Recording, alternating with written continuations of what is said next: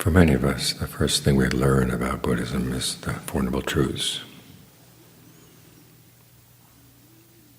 What's ironic is that the Buddha usually would not start with the Four Noble Truths, especially when he's teaching lay people.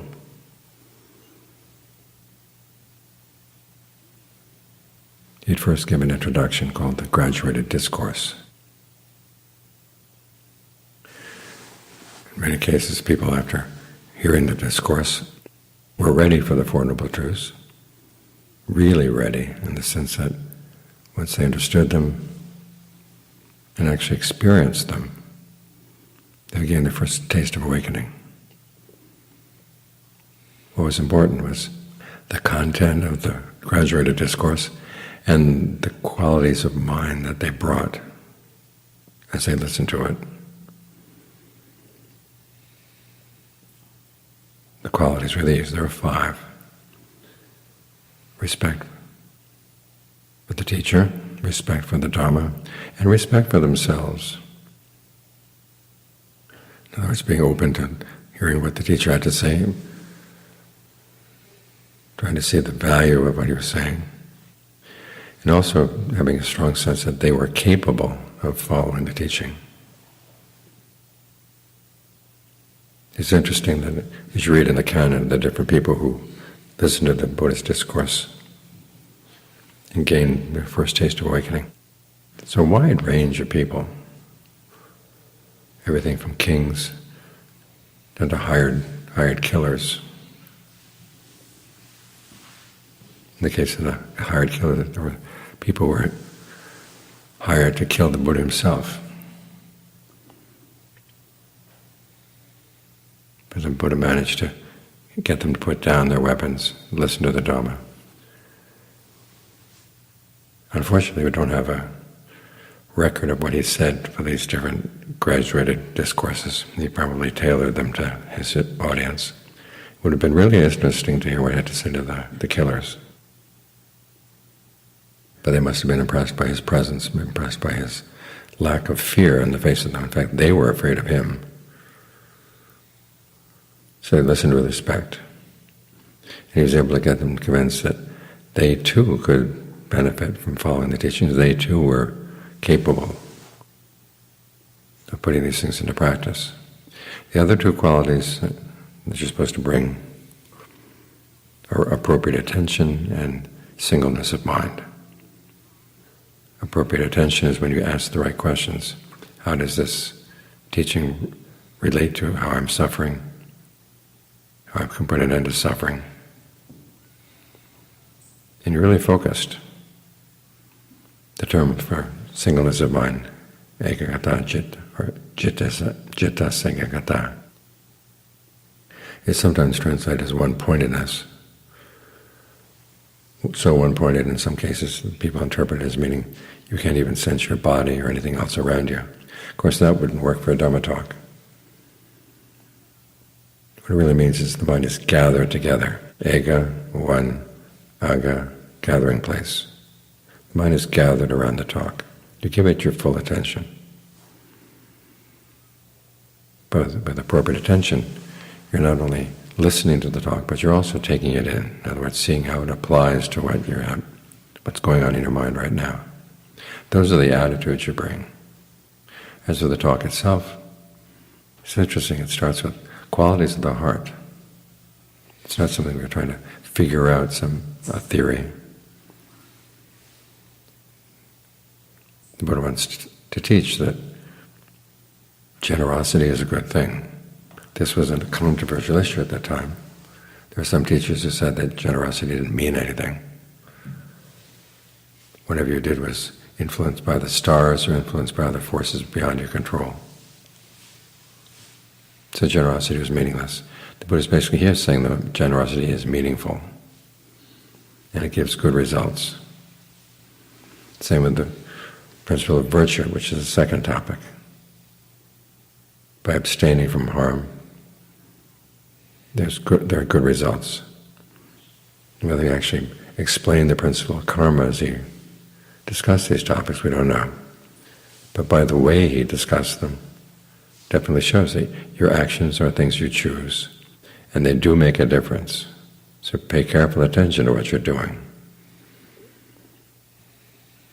Then the Buddha teaches the rewards of generosity and virtue and the various sensual levels of heaven. None of this is really beyond anyone's ability to understand. But then he turned the tables. He said even those sensual rewards in heaven, even though they may be very great, have their drawbacks. In fact, he talked about how sensuality, which means that your fascination with thinking about sensual pleasures, not only has drawbacks, but it's also degrading. You're lowering the quality of your mind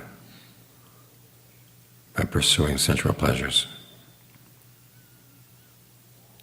And you're setting yourself up for a fall, because even the devas end their lifespan.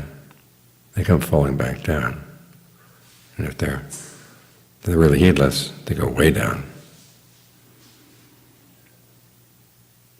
The purpose of all this is to get the listener to be inclined to want to find another source of pleasure, another source of happiness. And the Buddha said, you learn how to see renunciation as rest. The renunciation here doesn't mean simply giving up things. It means looking for an alternative pleasure, the pleasure of jhana, the pleasure of concentration. So once he had his listeners inclined to want that kind of pleasure, that kind of happiness, see it as a good thing, then he taught them the Four Noble Truths. Suffering or stress, which is to be comprehended. Its cause, three kinds of craving, which should be abandoned. The cessation of suffering, which comes from the abandoning of craving. And then the path that allows you to abandon craving, the Eightfold Noble Path. That's to be developed. So there are cases where people listening actually practiced what the Buddha taught as he was teaching. And they actually saw, okay, this is the suffering, this is the cause, this is the cessation, this is the path.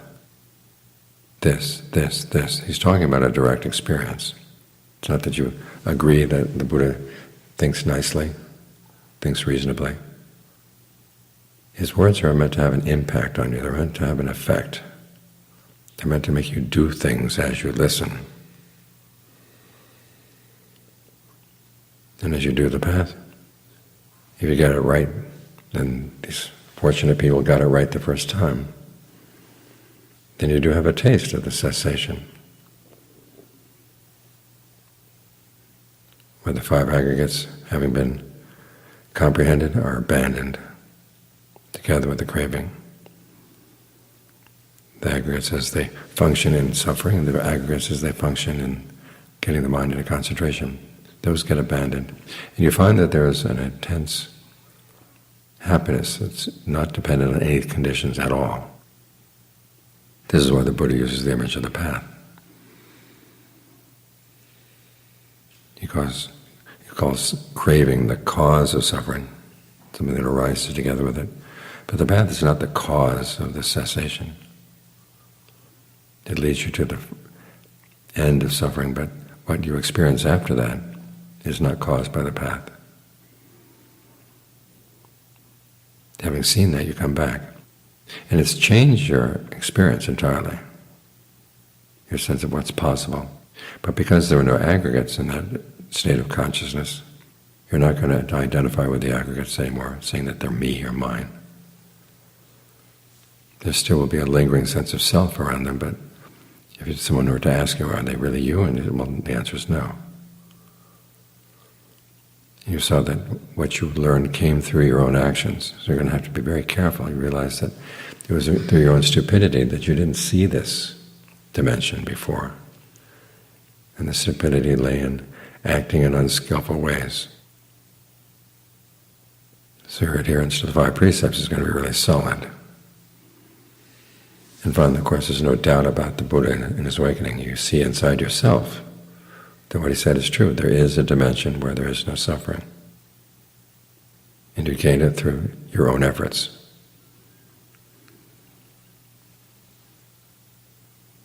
This has a huge impact on the mind. You've seen something you never saw before.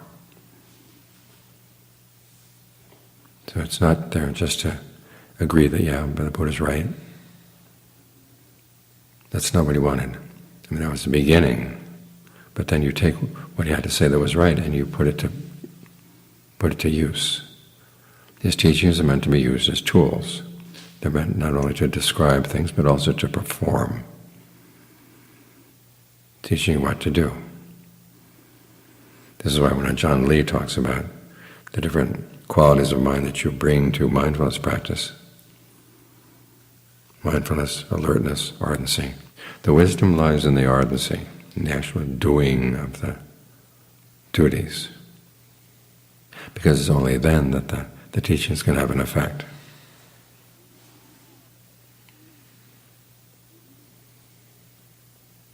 This is what we're aiming at as we practice. Taking the teachings, seeing how they apply to this question of why am I suffering, how am I suffering, what exactly is my suffering, and how can I put an end to it, and being really focused on what you're doing.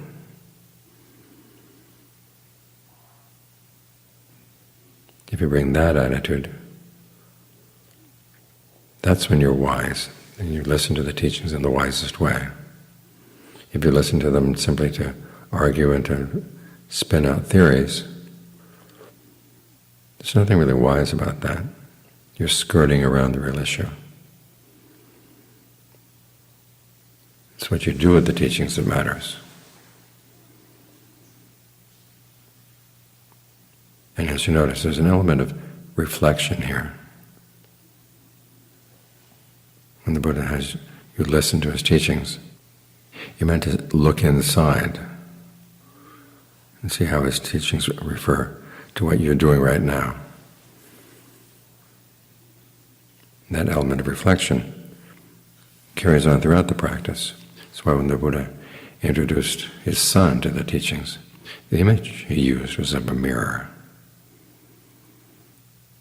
You're not just thinking about this is how the mind works, but you actually look into how is your mind working right now? What is it doing? And is it skillful? If you really want to see it, you have to get it as quiet as possible. Otherwise we stir around.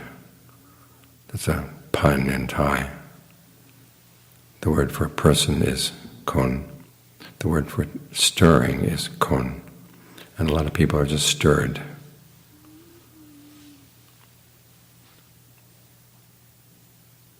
Like a jar of water that has some mud at the bottom. As long as we keep stirring it, no matter how nicely we stir it or how clever we are in stirring it, it still keeps the mud throughout the water. If you want to see things, you have to get the mind as really still as possible. That's seeing renunciation as rest. Then when the mind has found this rest inside, then it's going to see itself. Or at least it has the chance to see itself. This is why I have to bring in appropriate attention, ask the right questions about what's going on inside. What am I doing that's causing suffering? What can I do to stop? And all the questions that are worth answering come from those two.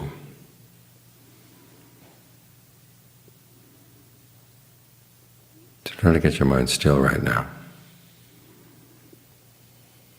That's what this hour is for. Once things have stilled down, ask yourself, what am I doing that's adding any unnecessary stress here? As you get the mind get into concentration, sometimes you find that you are doing a lot of things to get it into concentration because you've got to make sure it doesn't go here, it doesn't go there. It's like a mother hen looking after a lot of little chicks, trying to gather them in. But as things settle down, then there's less that you have to do. And say the activity of talking to yourself about the breath reaches a point where it's unnecessary, so you drop it. You reflect on the fact, okay, I'm doing this and it's not necessary. Drop it.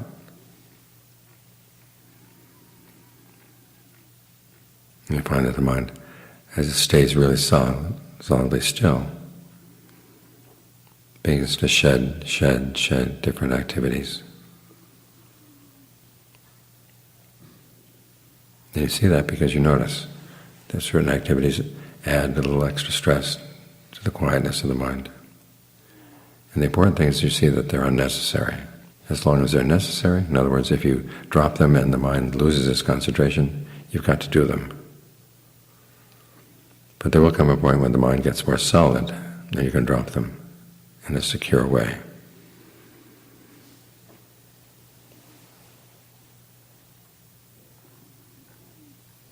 So as you listen to the Dhamma, take the Dhamma in. The Thaissaro talk about this again and again. Open eye, go. Bring it in. Because after all, that's where it came from to begin with.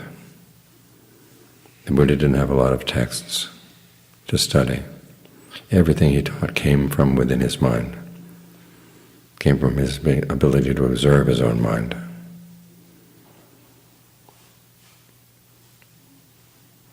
And if we want to follow him and gain awakening, we have to learn to observe ours as well.